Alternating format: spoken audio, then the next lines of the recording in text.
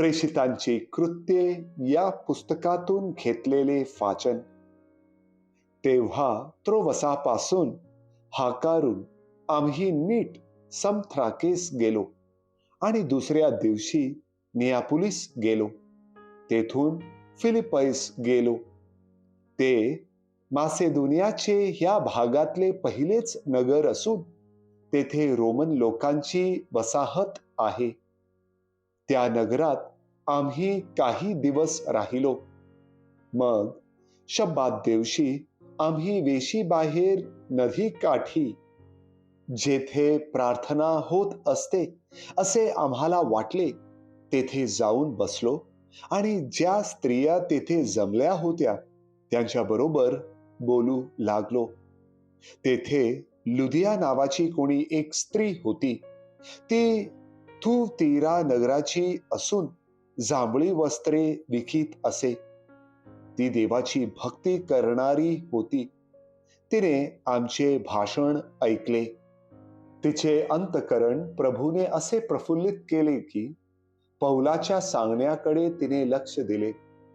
मग तिचा आणि तिच्या घराण्याचा बाप्तिस्मा झाल्यावर तिने अशी विनंती केली, मी प्रभूवर विश्वास ठेवणारी आहे असे जर तुम्ही मानित आहात तर माझ्या घरी येऊन राहा. तिच्या आग्रहास्तव ती विनंती आम्हाला मान्य करावी लागली. प्रभूचा शब्द. देवाला धन्यवाद.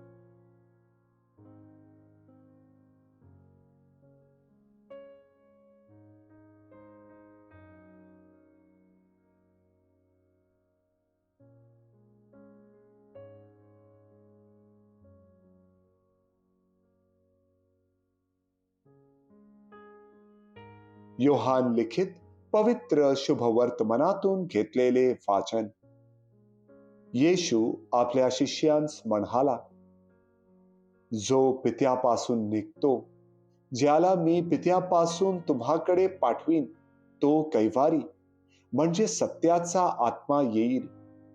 तेव्हा तो माझ्या विषयी साक्ष देईल आणि तुम्हीही साक्ष द्याल, कारण तुम्ही माझ्या बरोबर आरंभापासून आहात.